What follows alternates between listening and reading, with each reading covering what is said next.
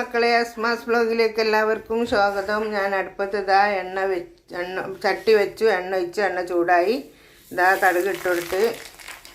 കടുകിട്ട് കൊടുത്ത് കടുകൊന്ന് പൊട്ടിയതായി വരുമ്പോഴത്തേന് നമുക്കിതാ ഈ ചെറിയ ഉള്ളി പൊട്ടിച്ചരക്കി വെച്ചാൽ അത് ചെറിയ ഉള്ളി ഇതിലേക്ക് ഇട്ട് കൊടുക്കുക.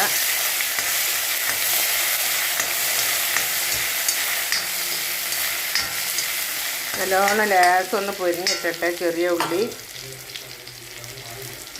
ഒന്ന് പൊരിഞ്ഞിട്ടോ.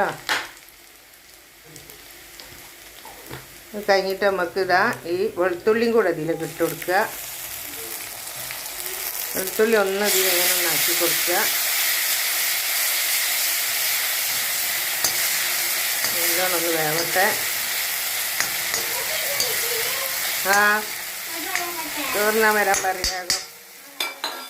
അങ്ങനെ അത് ഒന്ന് ഇതായതിൻ്റെ ശേഷം നമ്മളിതാ പച്ചമുളക്, കരിവേപ്പില, മഞ്ഞൾ, ഉപ്പ്, കയ്പങ്ങ ഇതെല്ലാം കൂടെ ഇതിലേക്ക് ഇട്ടിട്ട് ഒന്ന് ഇളക്കി കൊടുക്കണം കേട്ടോ.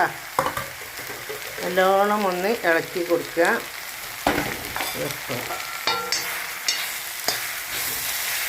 ഇതെപ്പോൾ വെക്കുന്നത് തന്നെയാണ്, നിങ്ങൾ കണ്ടിട്ടുണ്ടാവും.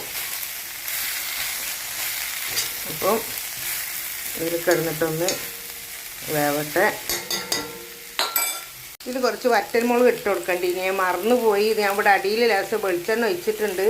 അതവിടെ നമുക്കിത് ഇട്ട് കൊടുക്കുക. ഇത് വെളിച്ചെണ്ണ ഇട്ടെടുത്ത് കൂടെ ഒന്ന് ഞെരിയട്ടെ കേട്ടോ. മുളകൊന്ന് ഞെരിയട്ടെ.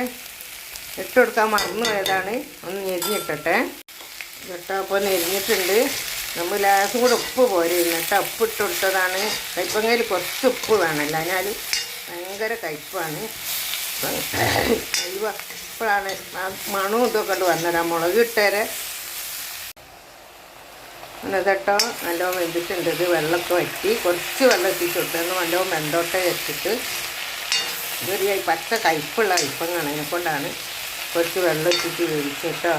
വീഡിയോ ഇഷ്ടപ്പെട്ടാൽ എല്ലാവരും ലൈക്ക് ചെയ്യുക, ഷെയർ ചെയ്യുക, സബ്സ്ക്രൈബ് ചെയ്യുക. Okay, by.